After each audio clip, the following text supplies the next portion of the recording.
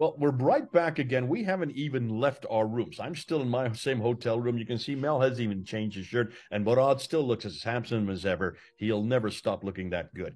So, Mel, listen, you've come up. I mean, Murad, you've come up with something that is actually is an addendum to the last video we just put up. Looking at these Houris, there's something else that you want to bring up, and I want to give it over to you because this is exciting. And I'm going to see what Mel thinks about this. This is the first time he's hearing it. Give us the reference that you're talking about, and tell us what the word is that you're looking to, and then tell us the real meaning in Arabic, so that we can understand how is it, in some ways, that the Quran has really messed this up. Over to you, Murad. Yeah, so I am sure that a lot of people will try to counter what Mel has been saying by these two verses in the Quran. One, it's in Surah 44, verse 54. It says, كَذَلِكَ وَزَوَّجْنَاهُمْ بَحُورَ عِينٍ. And this is translated, one of the translations is, even so it will be, and we shall wed them unto fair ones.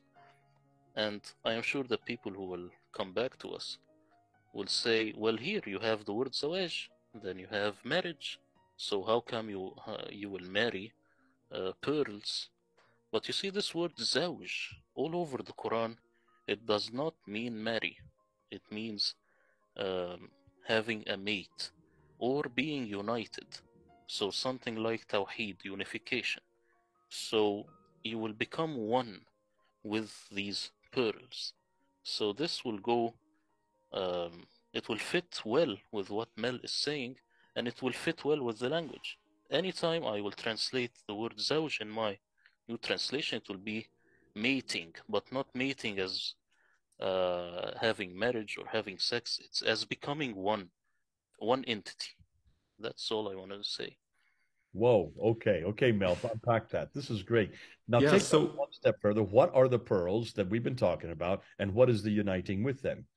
yeah, so the pearls in St. Ephrem's terminology means Jesus. So they are uniting with Jesus.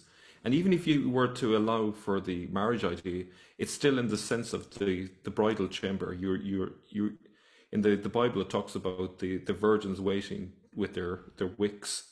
You know, there's a parable to do with them in the Gospels.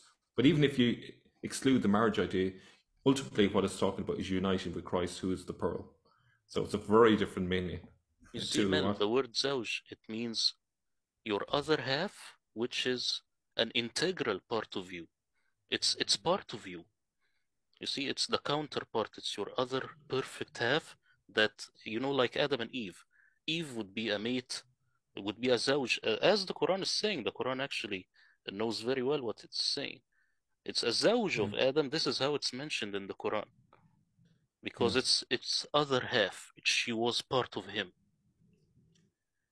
yeah. Right. Well, that's fascinating. So, in this context of chapter 44, verse 54, the Zawj that is there in the Quran, as you read it today, it's very clear that these men in heaven are having, well, in this case, sex with these Houris, these women, these pearls. When in reality, the pearls that is taken from that has been borrowed from Saint Ephraim's material in the 4th century, this pearl is Christ. And he always meant it, that we are to be married or united with Christ. So that which is beautiful and pure, and a great image of coming together and be one with Christ, which is right, the message of the New Testament, has been sexualized again or bastardized again, as I always say, and made into a very sexual environment of men going and having sex with these Houris, these 70 Houris, 72 Houris.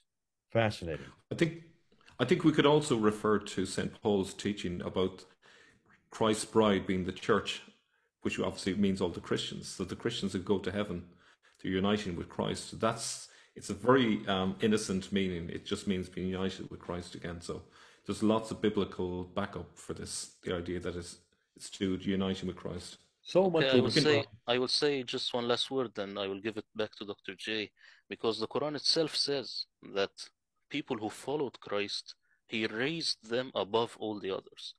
So it's very clear. This is a reference in the Quran, it's very clearly stated. So there is no problem here. Okay, terrific. Listen, thanks again, you guys. This is great fun to be with you. I'm here in Denver. They're in Ireland, and they're in the Middle East. So good to know that we are united in Christ, not united with these Houris. That which is pure has been adulterated, and we need to make sure we get it back to its original text. Let's take it back into Ephrem, and let's see who Ephrem's talking about. Ephrem's talking about Jesus all the time. And so are we. And so on that note, this is Jay, Mel, and Murad. Over and out.